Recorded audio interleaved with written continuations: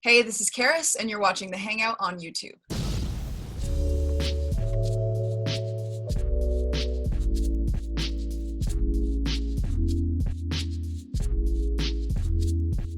So first off, congratulations on your EP dropping at midnight. How do you feel right now? What are the emotions running through your head? Oh man, emotions do run through my head. That's a perfect way to say it. I think it's just kind of, I've accepted this morning, I journaled this morning, that I just feel a lot of things around release day. Like, as much as I'm so excited and so proud to share this music, there's also the side of like, oh, what if everybody hates it? And what if it's actually terrible?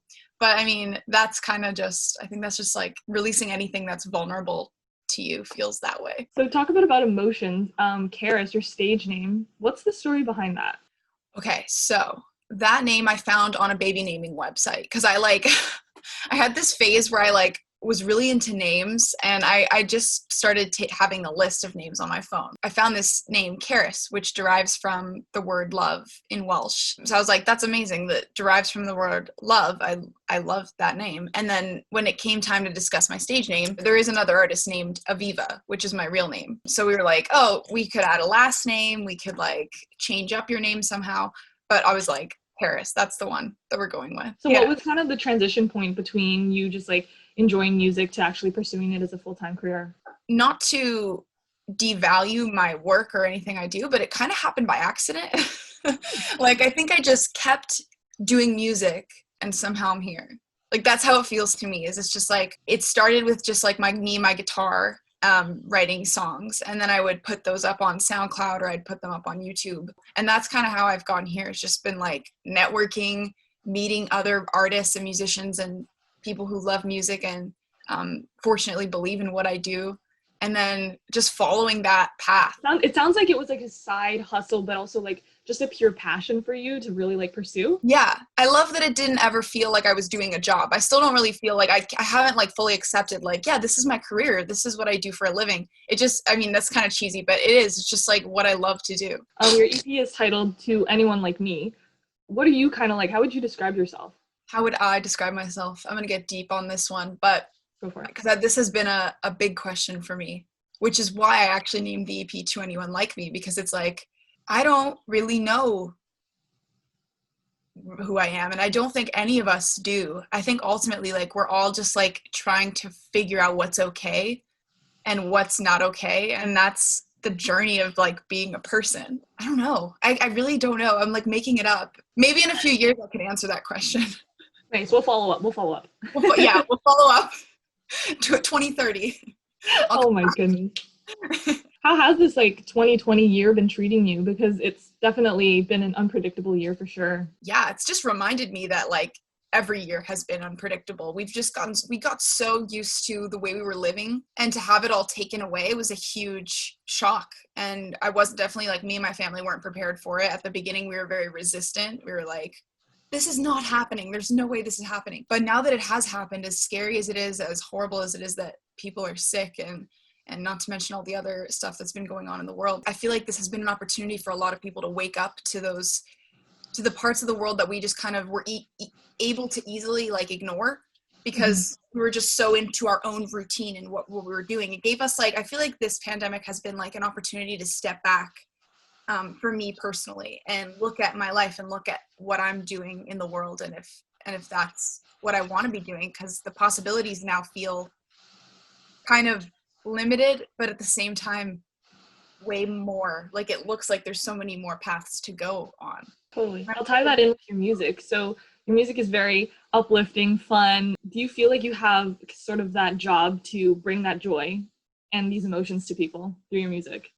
Yeah, I do. I actually do. I don't know if I feel that it's that's the main part of my job. But I definitely feel a responsibility to be people have to enjoy this. If I make this, it has to be enjoyable, but I also want it to be true and sincere. And I think with this EP, it's my first taste of that coming to fruition, because with past stuff, when I did Bad Boy and Some of You, my first two singles under CARYS, it was the ultimate message was of Bad Boy, especially empowering, where it's hey, don't treat me bad. But it was so dark and heavy And I was like, no, you know, we need like that contrast. Like I want it to still be like real, about real things and things that are personal to me, but also I want it to be fun and pretty. When I was listening to the album, I really felt like it was like Valentine's Day, all the love and all the happiness, and kind of specifically crush. Do you have any memories of your first crush?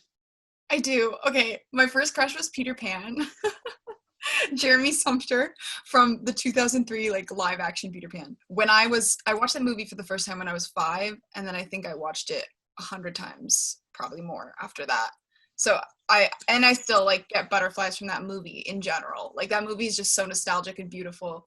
But first crush for sure, Peter Pan, obsessed. No More, you shot that back in your home. How was it kind of like going back to your childhood home to film that music video? Yeah, so I'm right now I'm in the basement. This is a very deceptive divider. It's hiding what's here. But I am still here. I still live here with my mom, my dad, and my brother. Filming here was surreal. It kind of felt like I've been saying that it kind of felt like my brother and I were just like making a video together, like how we did when we were young. And then to see it have like 2 million views on YouTube is just, it feels like a glitch in the simulation a little bit. I really felt the female empowerment. It comes from like Princesses Don't Cry. Where does that sort of stem from within you, that female empowerment? I think it's because I've struggled with it in the past, like, and still do. When you're being constantly told that just like the way you are is wrong because of the way you were born. I grew up around a lot of, my family are all like mostly men. And like I was this girl that felt like I always had to like prove myself, and I always had to prove I was strong and that I wasn't like a baby girl, because being a girl was like the worst thing you could be. When I was a kid, like getting the girl toy at McDonald's was always the worst toy, and the boy toy was always like a spy toy or something. And noticing those things from such a young age, it made me so angry. And I think it just stayed with me. And over the last couple of years, I feel like I've finally been able to like get it out. Like I'm so much more than just my gender. I'm so much more than just what's on the surface. I want to talk about the TikTok explosion behind that song. What was your reaction behind seeing all like those numbers go up and just seeing people reposting your song? Denial. Like I was like, okay, cool. Yeah, sure. Like I kind of saw it as because I didn't have TikTok. I didn't really know what TikTok was when it was happening. And my friends were sending me TikToks with my song in them. And I was just like, oh, that's pretty crazy. Like there's like 30,000 views on this TikTok with my song. And I just saw it as something that would pass. Like I was like, cool, all right, moving on. Like that happened, and it just kept climbing and climbing. And I think that overall, still now, I'm like, I can't believe that happened. Like, I'm so dissociated from it. I'm like, that's a song I sing, and like, people were making these incredible videos with this song. It's just, but my reaction originally was just like, yeah, no, that's not happening. I mean, yeah, sure. One TikTok, someone used my song, cool. That's not going to happen again. Like, why would people use my song, you know? So a lot of the TikToks that people had made were female based, and just a lot of the audience, I guess, are people who are trying to navigate the romance world. What's some pieces of advice that you would have to say for your younger audience who is trying to navigate that sort of romance right now? I think honestly, just, this might be too simple, but just like try. Just try. Like, be willing to be wrong. Like, when you have a crush on somebody, I feel like I do this thing where I idealize them, and I like, from the minute it starts off on a good note, I imagine our whole lives together, and like we're gonna end up together, and like what our kids would be named. Like I'm very like idealistic about, oh, the life is gonna be so amazing. But if it turns out to not be what you thought it was, like just be honest with yourself. You know, be willing to be wrong. Like I'll go on 2 dates with someone and be talking about, you know, like, oh my God, I like them so much. Like, I'm so excited. But then the third date, I'll realize, oh, there's a red flag there. Or like, oh, I don't feel like they actually understand me. And I'll take a minute to reflect and be like, okay, that's not what I thought it was, unfortunately. And I deserve what I want. You know, I deserve the relationship I want. I want to wrap this up. What do you want people to take away from this new EP?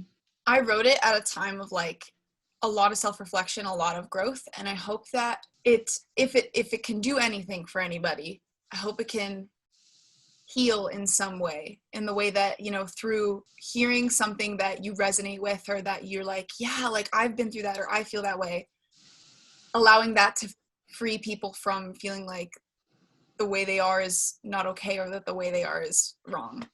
You are so talented. I'm so excited for your journey, for more music from you as well. Like, you're so talented. I'm really excited for you. Thank you, Sydney.